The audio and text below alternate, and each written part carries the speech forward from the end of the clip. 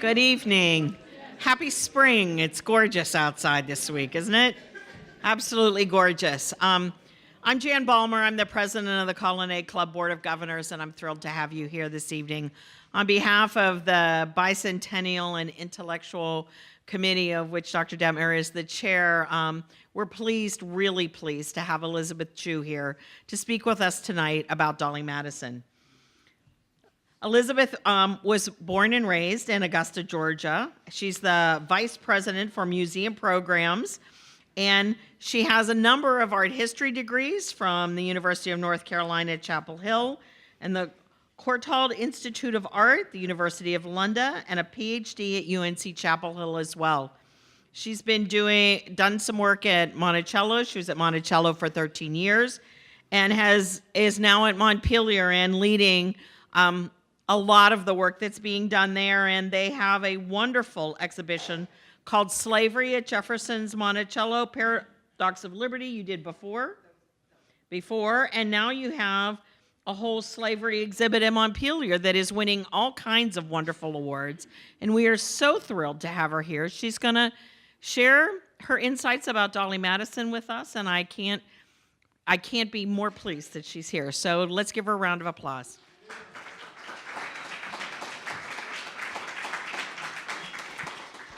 Thank you so much, Jan. It is a great pleasure to be here. Wow, I see all kind of friends. To share with you my enthusiasm about Dolley Madison.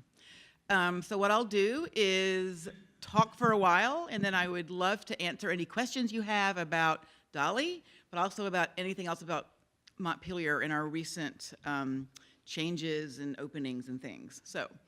So now, many people, when they think Dolley Madison,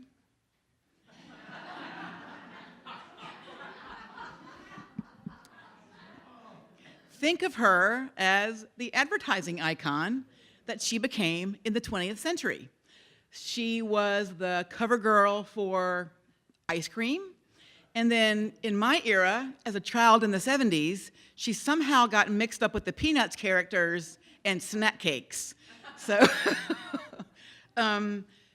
But who is the real Dolley Madison, and what kind of world did she inhabit?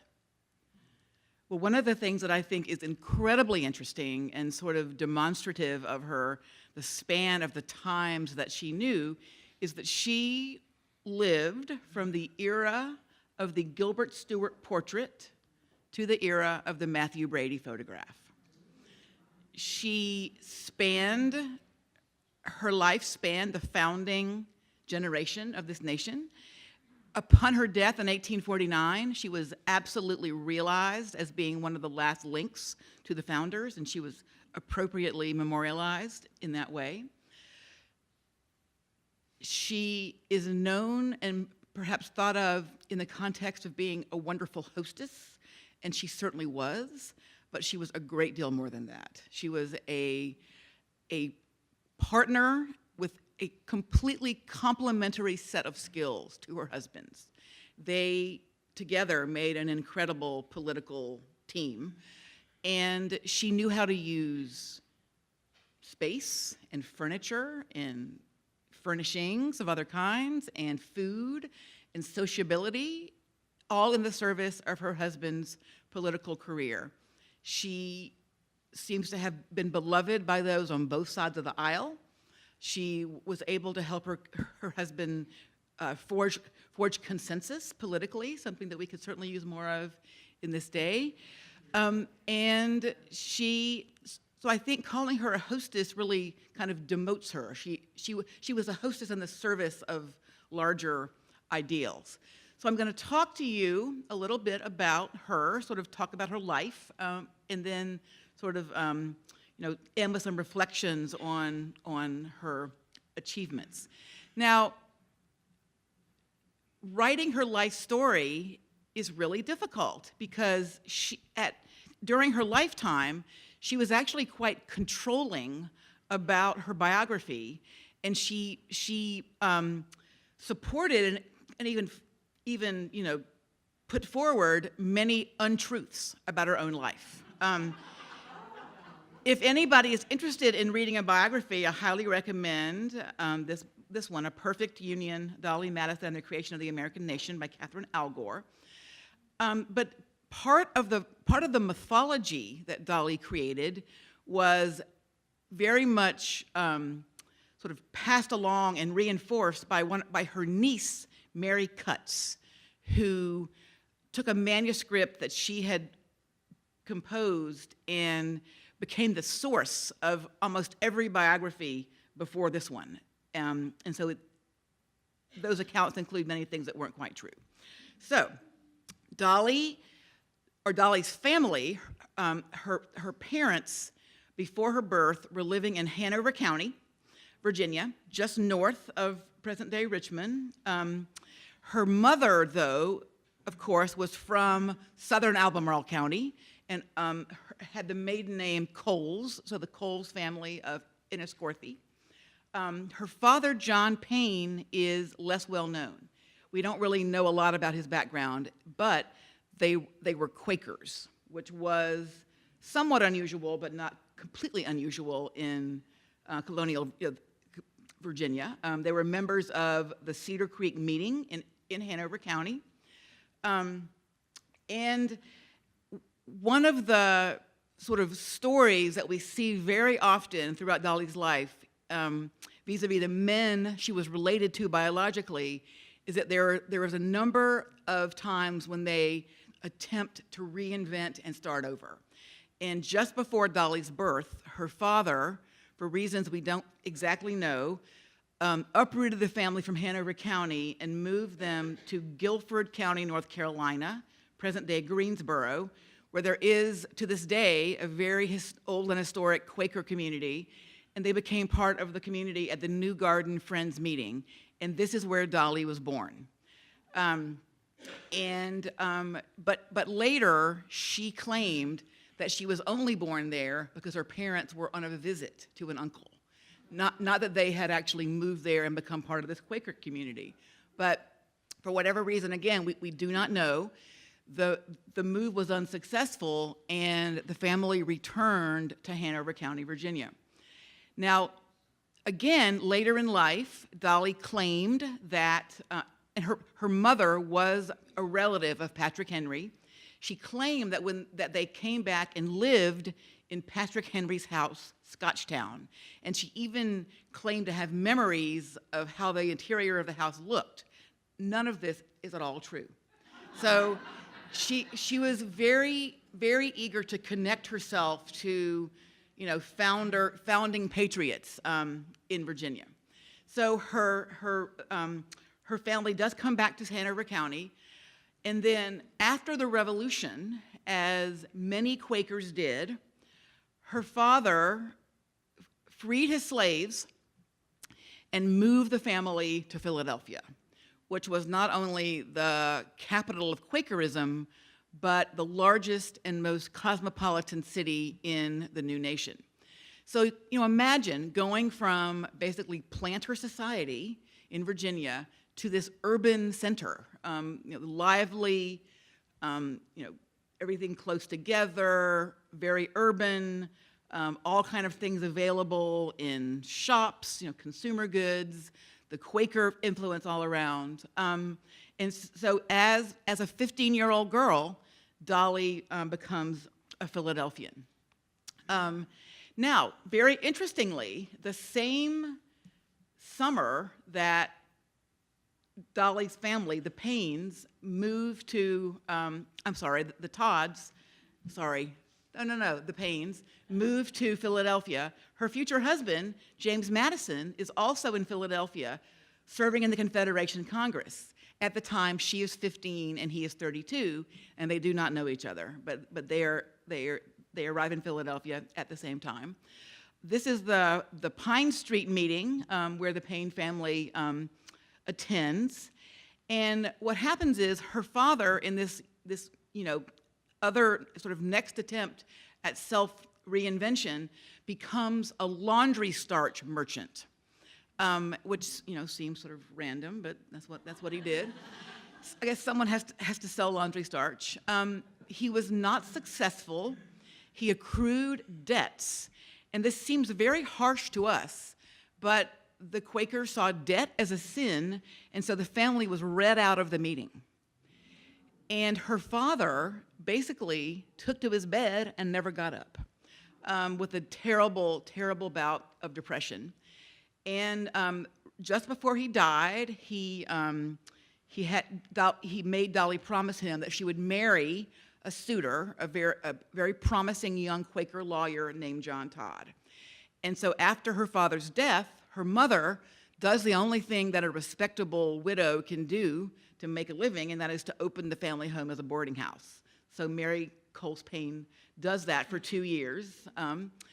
And the house where Dolley herself and her husband, John Todd, live is now one of the house museums open to the public in the Independence National Historical Park complex in Center City, Philadelphia. And it's furnished from an inventory made at the time of her husband's death. I'll talk about that in a minute.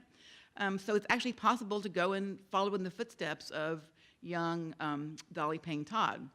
So tragically, in the summer of 1793, there was a yellow fever epidemic in Philadelphia. And within a very short time span, Dolley loses her in-laws, her husband, and the younger of her 2 little boys. And so is left as a widow with a 2-year-old. Now, that is unimaginable, obviously.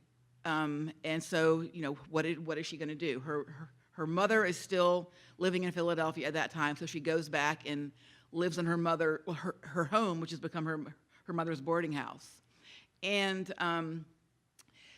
she becomes known as an attractive young widow. And so in the spring of 1794, she meets James Madison, who by this time has already served done his work as the visionary and architect of the Constitution and the Bill of Rights, and is someone quite established. He's over 40 years old, and he tells his college buddy, Aaron Burr, that he wants to meet this attractive woman. Now, Aaron Burr knows Dolley because he has boarded in her mother's boarding house. So Aaron Burr hooks up James and Dolley Madison. And one of my colleagues says that really, truly, we should give Aaron Burr a lot of credit. Aaron Burr made James Madison because, number one, he introduced him to Dolley, and number two, he killed Alexander Hamilton. So Aaron Burr is the conduit between Dolley and James. They meet in the spring of 1794, as I said, in May. They marry in September. This is Dolley's wedding ring that we have in the collection at Montpelier. In the meantime, one of her sisters has married George Steptoe Washington, a nephew of George Washington. And Dolley and James marry at her sister's estate, Harewood, in Charlestown, then Virginia, now West Virginia. This house is still in the family hands. They marry, and then they return to Philadelphia, where Madison is serving in Congress. And here they are. Here's a pair of portraits of them seen after their marriage. We have just very recently acquired this miniature painting. It's only about this big.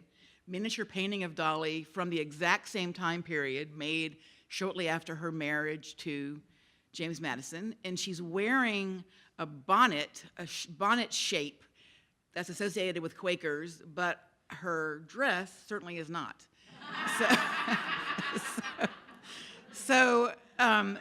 And Dolley apparently was looked at askance by Quaker matrons already, but she seemed to have really no trouble sort of, transforming herself from Quaker widow to wife of, the famous politician. Dolley and James live in Philadelphia for a few years. They furnish their home there with a number of objects are French furniture, rugs and silver and ceramics, textiles that James Monroe, who is American minister in Paris at the time in the mid-1790s, has sent back from Paris. And so one of the things that Dolley was always extremely astute about was furnishing interiors to make people feel comfortable in all kinds of situations. So here's the house at 429 Spruce Street, where they lived right after their marriage. And this house was recently on the market. So thanks to Zillow, we can look inside. So here's how it looks today. And it has a hot tub.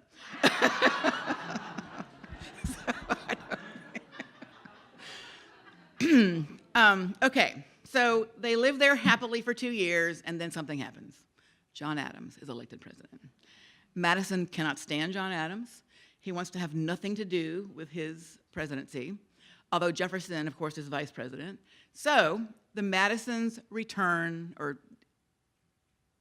to Montpelier, thinking it's going to be the end of Madison's public career and that they will, become plantation folks. So when they first come back to Montpelier in 1797, the house is basically a Georgian brick rectangle that had been built by his parents about 30 years previously, although it was his grandparents who had first settled the land in the 1720s.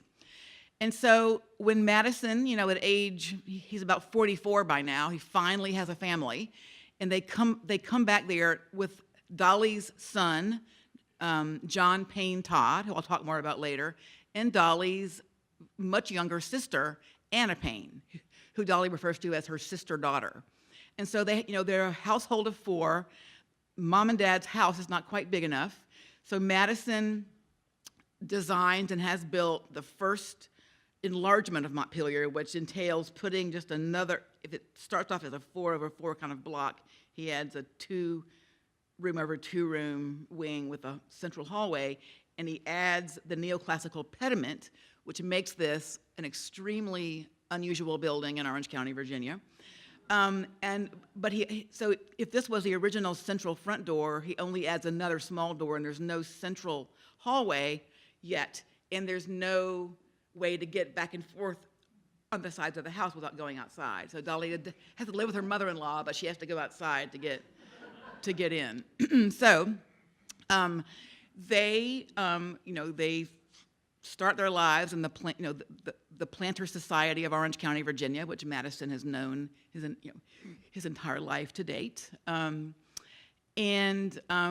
eventually, and they're living in the house with Madison's parents. This is a charming set of sort of folk art portraits of his parents by Charles Peale Polk, James Madison Sr., and Nellie Conway Madison.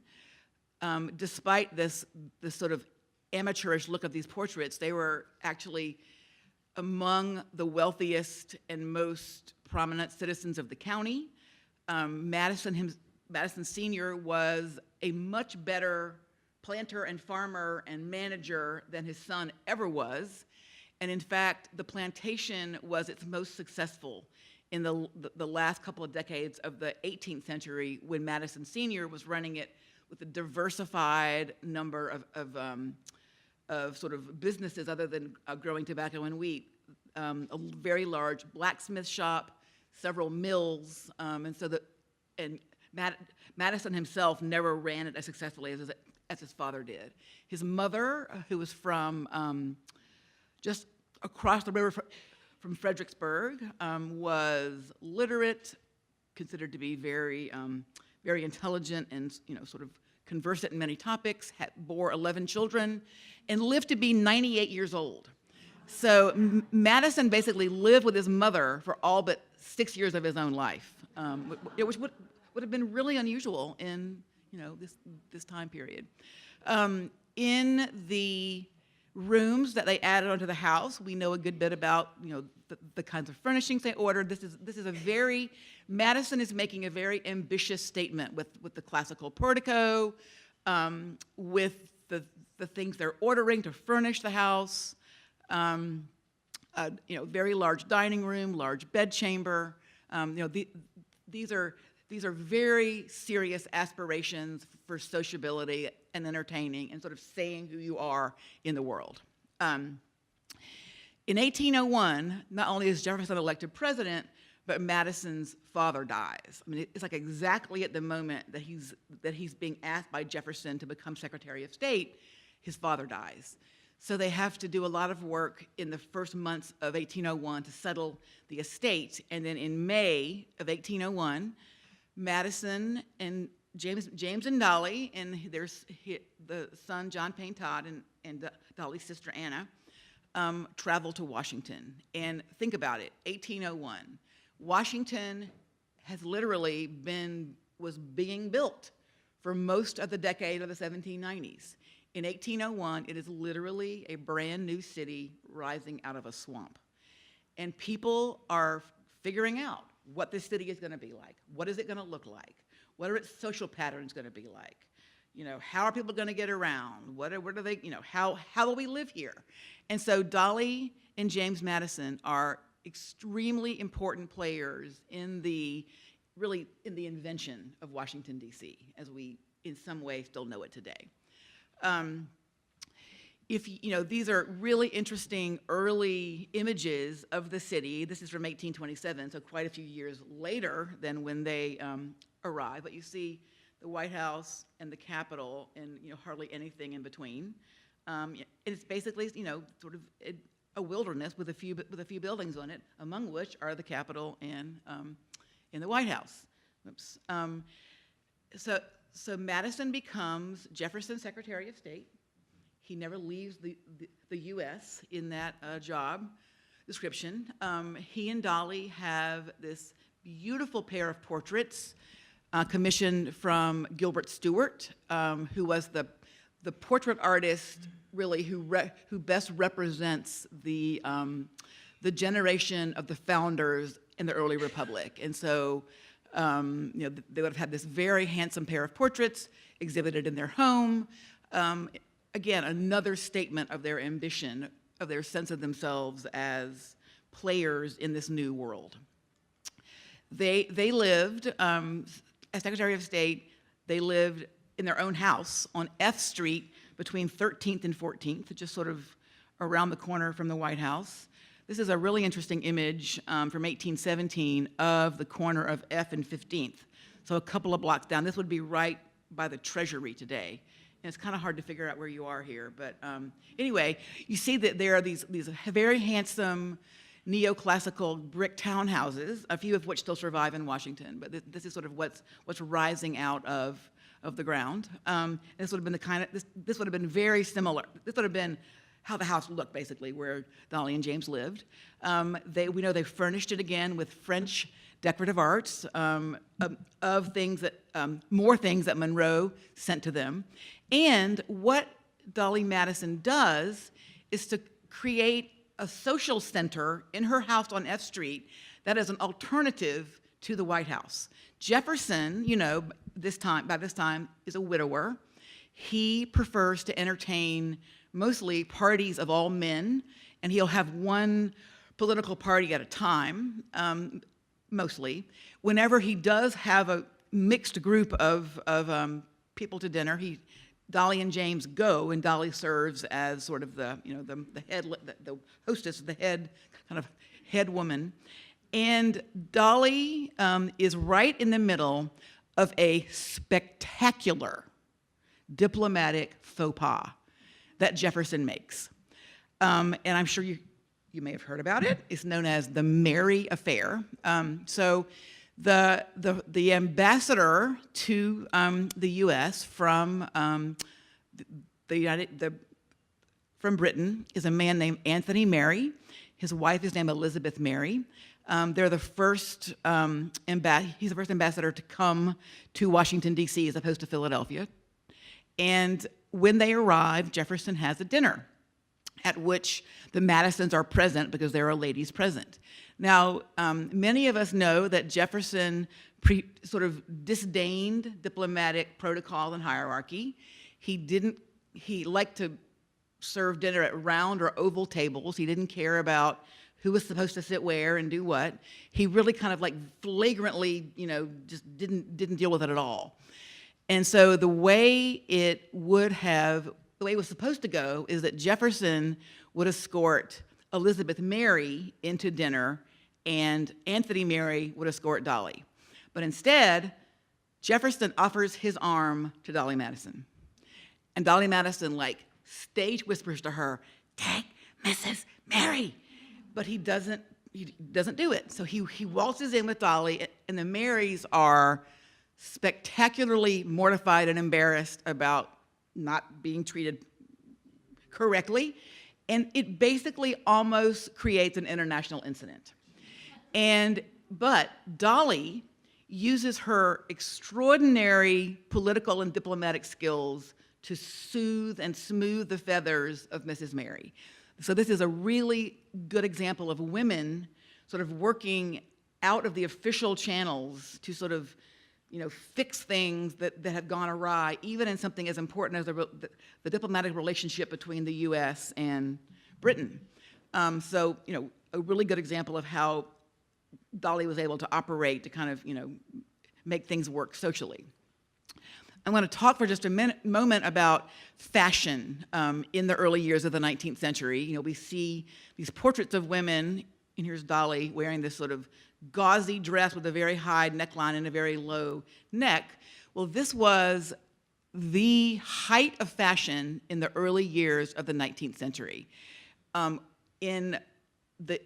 here in the US, but also in England and France. And the fashion kind of meant different things in each place, but it is taken really from the kinds of sheer flowing dresses that were on Greek statues and Roman copies of Greek statues. And so it's really a way of connecting with the ancient world, and the way that neoclassical architecture, the way that decorative arts with neoclassical forms on them, it's another way of sort of channeling the values, the kind of values of that the founders saw in the ancient world that they wanted to implement in their new society. Things like civic virtue, civic responsibility, putting self above, or putting social good above self. And so really even down to the level of women's clothing, the idea that making a connection to antiquity was an important statement for the new nation. And so taking this kind of dress form from ancient statues. And literally, there are so many examples of portraits of women in these kind of dresses. So one of the most famous, Madame Récamier, by the famous French artist Jacques-Louis David. Empress Josephine was one of the most important kind of promoters of this fashion in France. And her portraits were widely disseminated in both painted examples and in prints. Here she is again. So, the very high waistline, the low cut bust line, and the kind of columnar skirt. This is an American woman from Baltimore who married Napoleon's brother, Joseph Bonaparte, and caused an absolute scandal when she first wore this kind of dress at a social event in Baltimore. Now, also, think about this. This is absolutely the same time as Jane Austen. So in England, Elizabeth Bennet is wearing this fashion when she is, marrying Mr. Darcy. Or if you don't like Jennifer Ely and Colin Firth, how about Keira Knightley and Matthew McFadden? We see this really all through dramatic adaptations of Jane Austen's work, because it was the ubiquitous fashion in the new nation. And Dolley was absolutely a style.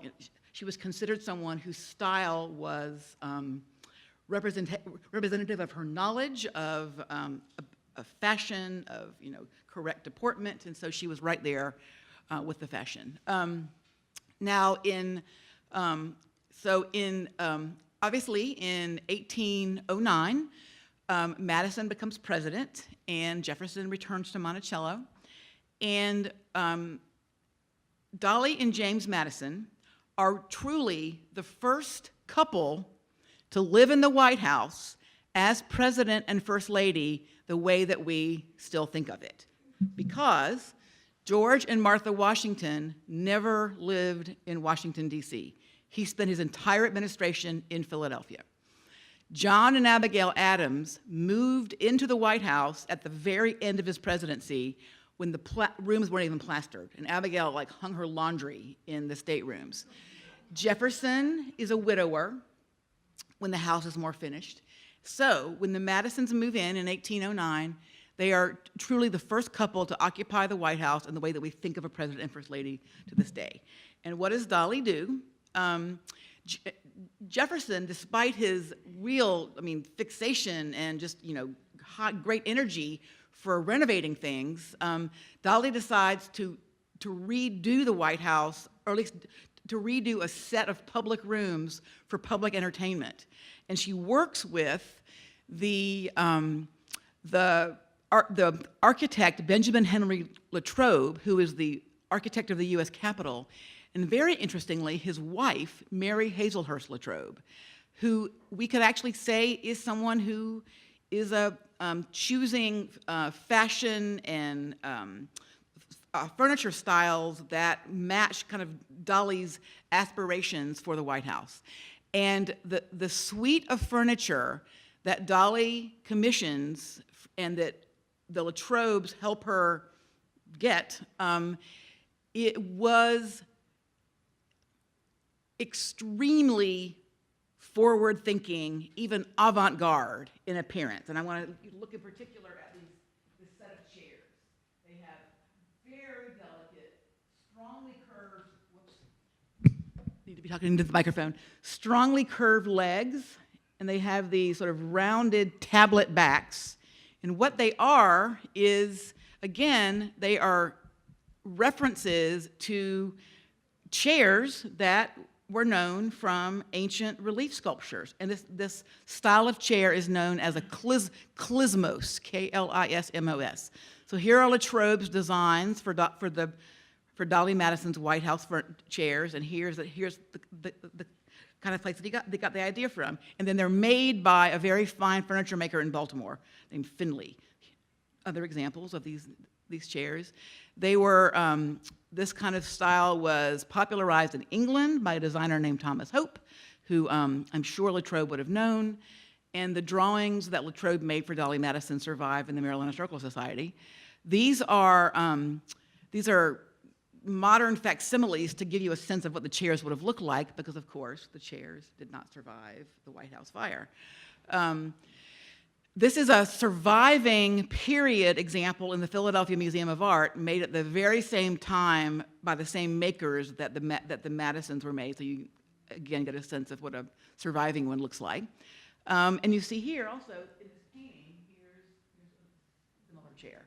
So Dolley was, and there was also a sofa, and here's a surviving sofa, and there's Madame Recamier on her sofa. So Dolley was truly demonstrating a knowledge of the most up-to-date material culture that she could possibly have been. And she creates spaces where she holds parties every single Wednesday night that were so popular, they were known as squeezes because they were so crowded. So Mrs. Madison's squeezes were every Wednesday night, and anybody who ever attended one and wrote about it just couldn't rave enough about how profoundly good her social skills were, how she could make you feel like you were the only person in the world when she was talking to you. She would remember everyone's name. She was particularly astute at putting together people that her husband wanted to talk to each other and to get them to engage in conversation. She knew how to serve the food, ice cream in particular, that was really enjoyable for people. And so, really, the guest lists were big, and everyone always came, and they got a lot of political work done in the guise of a social event. And that is certainly something, that happens today, that started with Dolley Madison. A couple of Dolley's original garments survive in the museum in Greensboro, North Carolina, her birthplace. They were given before Montpelier became a museum. They arrived there in the 1960s. So a red velvet dress and then an actual turban that we'll see her wearing in another photograph later on. So she, in addition to the style of furniture and the style of dress, her wearing turbans on her head was also a sort of signature trademark that she was very well known for, that was also exotic and very fashionable. Okay, at the same time that they are making their way in the White House, they decide again they need to expand Montpelier. So Madison now adds one-story wings on either side. He adds finally a central doorway, so there's to go in, and then he also works on the complex right next to the house where the domestic slaves lived and worked. And he is creating a house that's going to be appropriate for entertaining while he's president and then during his retirement years. And this is actually a period image made of Montpelier in 1818. Let's see. And here's how Montpelier looks today. If you haven't been in a while, I recommend that you come see us. He also adds the Neoclassical Temple. This is how it looked a couple years ago. Today, we've had a really wonderful restoration process on the temple, on the roof as well as the columns. Today, the roof is red. We discovered a surviving original shingle that had red paint on it. And so, of course, the moment in the Madison presidency that probably is the most well-known is the night in August of 1814 when the British burned Washington, D.C., and set fire to the White House. And this is very well-known because of the fact that Dolley Madison asks their enslaved sort of, really sort of house boy, I would get, that's not, was a young man working in the house, not quite as a maitre d', to take down this large life-size portrait of George Washington and to save it from the approaching British. And so they take the painting down, Paul takes it down, it gets put in a carriage with two gentlemen of New York. That's a very vague statement, but that's what Dolley writes about it. And the portrait gets saved, and it is to this day in the White House. In fact, a lot of times recently I've seen images of Trump standing in front of it. So if you look at the news, you'll often see this. So Dolley and James flee the White House. They leave it in August of 1814. They never go back. They spend the first couple of months at a house around the corner, the Octagon, that belongs to their friends, the Talos. And then they eventually spend the rest of the presidency living at a house on 19th and Pennsylvania that was a part of a row of houses known as the Seven Buildings. This is a later photo, but they live in the corner house right here. And the only remaining section today are these two houses that I think are these two right here, and it's part of the Mexican embassy, which is kind of cool. So, isn't that cool? The end of Madison's presidency in 1817, they retire to Montpelier. We've just recently found this painting in a private collection, which is painted after Madison's death, but it shows the way the house looked in the retirement era, with this really neat double row of pine trees that connected the house to the temple, which we are working to restore. So here's a pair of portraits to kind of suggest their appearance in the beginning of the retirement era. They were painted to be engraved for a book called The Repository of the Lives and Portraits of Distinguished American Characters. Now, I've referred to Dolley's son, John Payne Todd. He, someone who had really many advantages in life, an excellent education, living under the same roof as James and Dolley Madison. Well educated, was sent with the delegation that negotiated the treaty that ended the War of 1812 to really all over Europe as kind of an assistant to Albert Gallatin, and collected a lot of art while he was there that he brought back to Montpelier. But he is someone who, despite all of his advantages, was really sort of tormented person and had a terrible problem with alcohol and gambling, and was continually bailed out by his enabling parents. There are lots of letters that say, don't tell your mother, but I'm sending you this money, or don't tell your father, I'm sending you this. Was in debtor's prison many times and bailed out. Spent a lot of time in his room at Montpelier. There's a surviving diary, which is just tragic because he expresses his sort of shame at the way that his life has gone. So he's a very, very sad figure, and we actually have just recently furnished a bedchamber that we interpret as his when we talk about the issue of sort of mental health in the 19th century. And here's his room. So come back and see us if you haven't been there recently, and here's how we've interpreted the collection of paintings. So he was considered in his lifetime to be very cosmopolitan, very urbane, very well-educated and knowledgeable, but had this kind of dark side as well.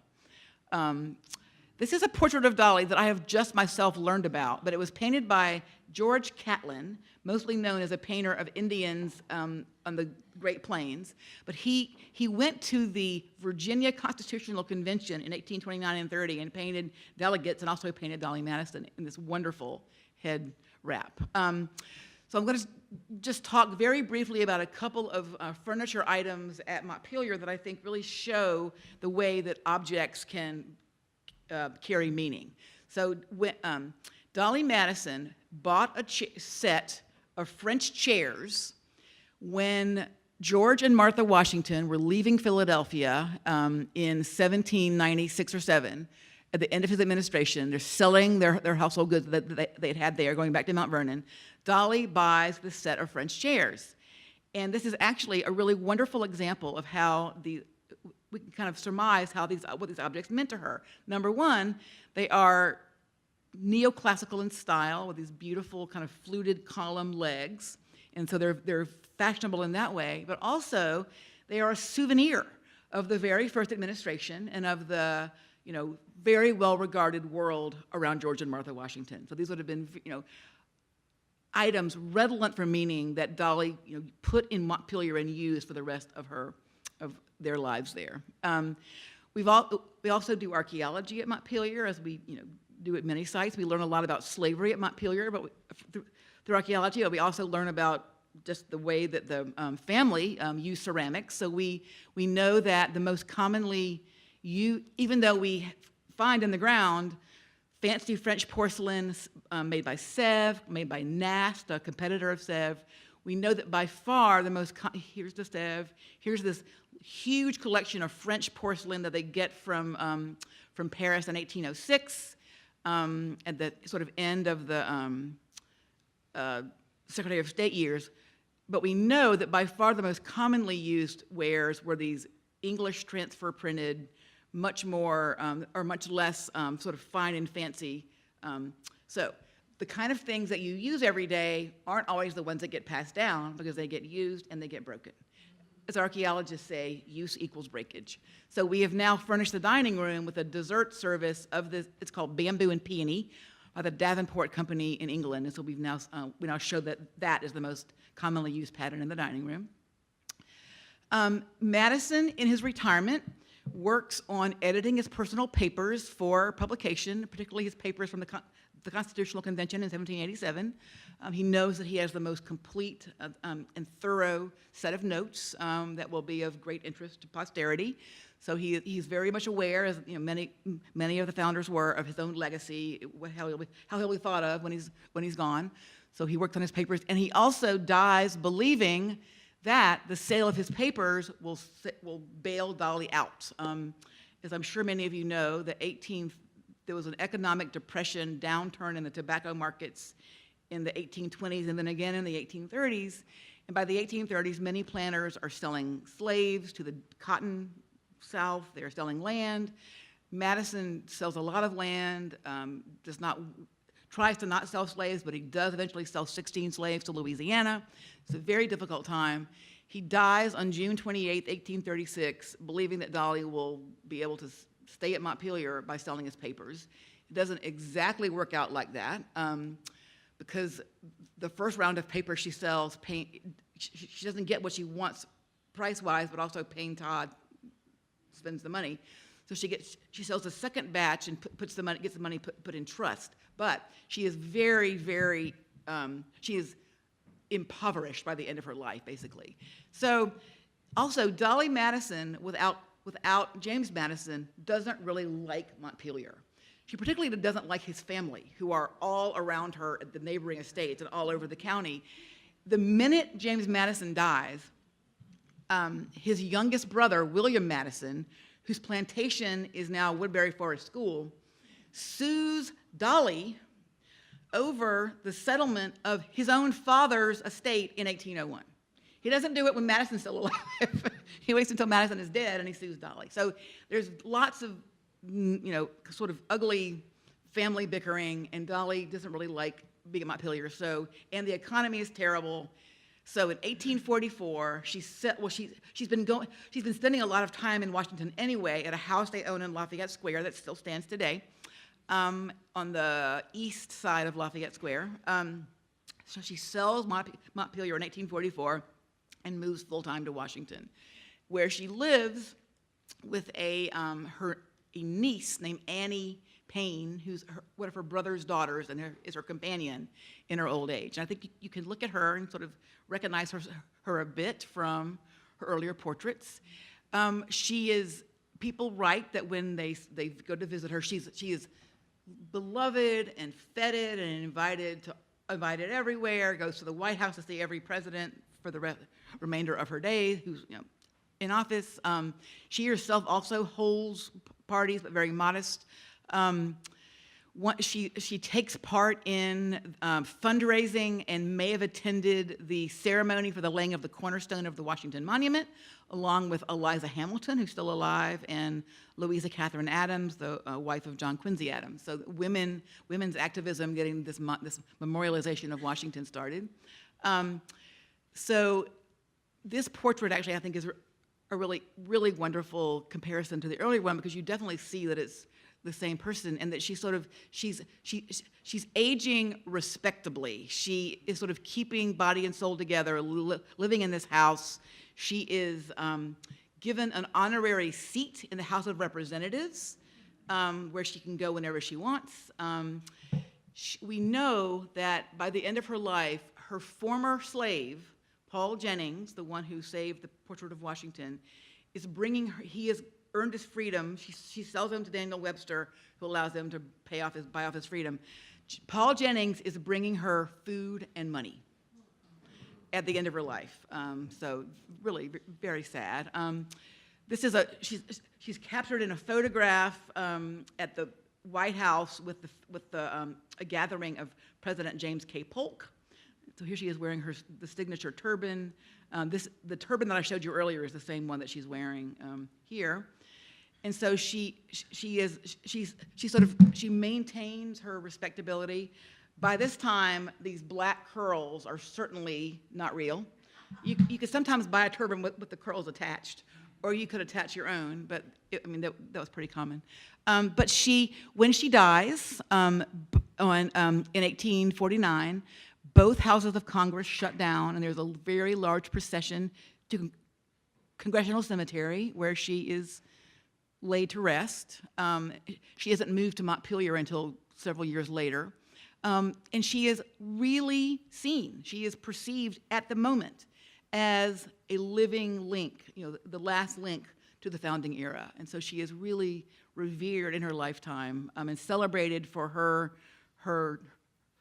charm, her political ability, her partnership with her husband. And I think is a really interesting example of how women may not have sort of authority in the public sphere, but are very active behind the scenes making things happen. So thank you, and I'm very happy to answer questions.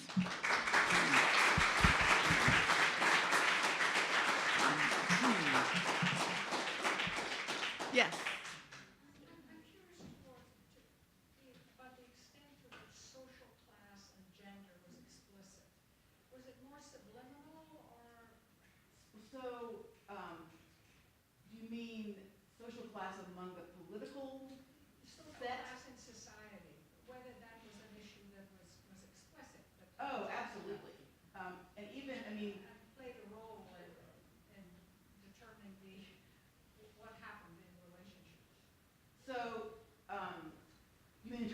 social interactions in Washington. So that's a really interesting question because, you know, the Planter Society of Virginia was, you know, the elite.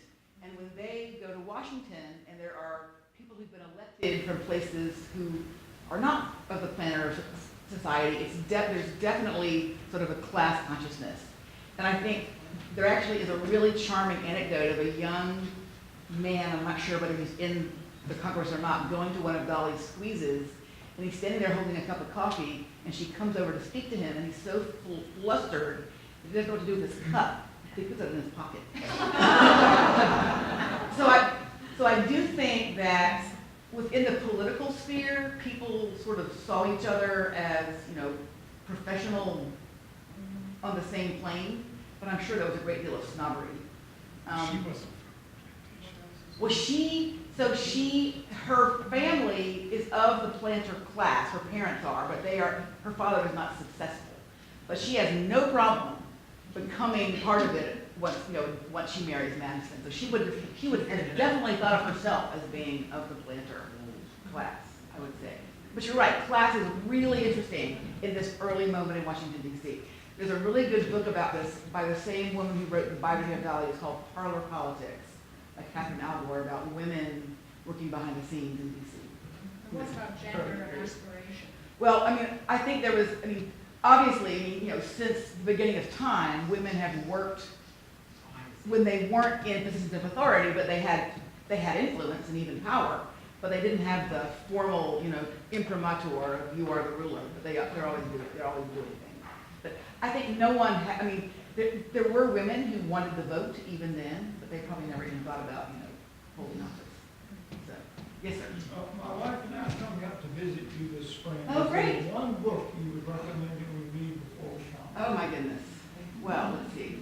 Yes, I would recommend this book talks about both James and Dolley.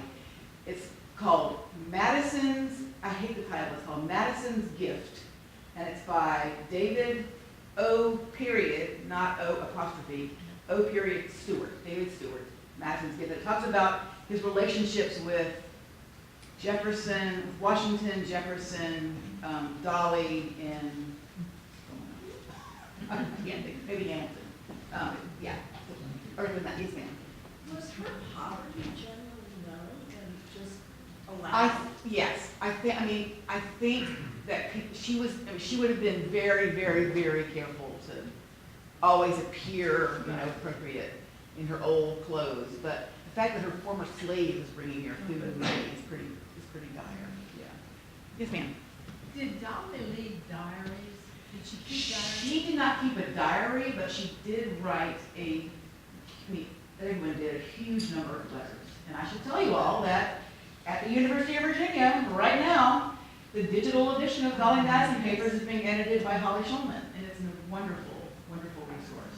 And so, letters are incredible. Dolley, like most people at the time, Dolley was not particularly introspective in the letters, but they are a great source of what's going on and who's coming and going, and, you know, where she went and who she saw and that kind of thing.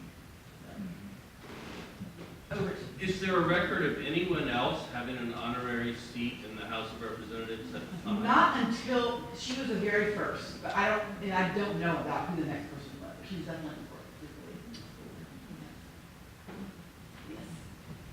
Speaking of class, there are obvious political differences between John Adams And- and James Madison, but was it partially to do with class difference? Because John Adams was from a plainer, Yeah. more middle class kind Well, of. Washington and Adams, though, were allies, so really not. It was really more political arguments.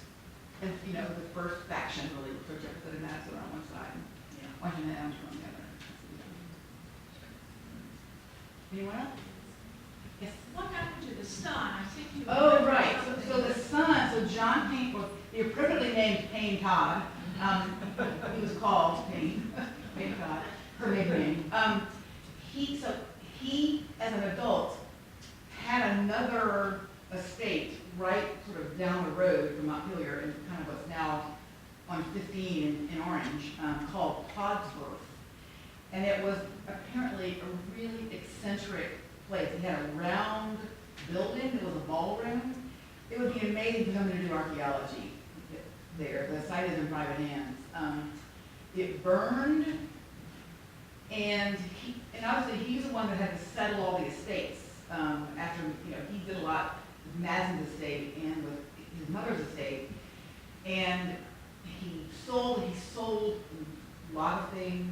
He must have burned a lot of papers because none of the plantation records from Montpelier survived. A lot of things are missing. And then he himself only survived 3 years after his mother died. He died in 1852. So really, and he was someone who was very well regarded in certain parts of his life, but he's a very sad person also. You mentioned the relationship with one of the male slaves. How did she relate to some of the women slaves? So that's a great question. So we actually have a short film about Dolley's relationship with slaves in our new exhibition. So really, Dolley did not have any trouble becoming a plantation mistress and a slave mistress. In his will, Madison specifically said, I do not want you to sell any slaves. And yet she did. And she actually sold off the family. The slaves that accompanied her when she went to Washington were her lady's maid of many decades, a slave named Suki, and Suki's daughter Ellen. And while they were living in Washington, Dolley sells off Suki's son, Suki's daughter, the other son dies, and she sells off Suki. So it's very hard for us to put our heads around thinking of people as property, but she clearly did. I was thinking that she actually taught the villain, slave Jeffries. Paul Jennings. Paul Jennings was absolutely literate. We don't know how he learned how to read. He's a fascinating figure. He wrote the first White House memoir ever published. He bought property in what's now sort of 18th and H, sort of Foggy Bottom. And after emancipation, a community of freed slaves kind of congregated around him, many of them from Montpelier. His family still owns that property, and they are the ground landlords of the World Bank. His third great granddaughter is a member of our board of directors. They are an amazing family, and they have known who they are. The story is very strong. So really remarkable people. There's a great biography of him called A Slave in the White House by Elizabeth Dowling Taylor, a former colleague. Well, thank you. This has been really, really fun. I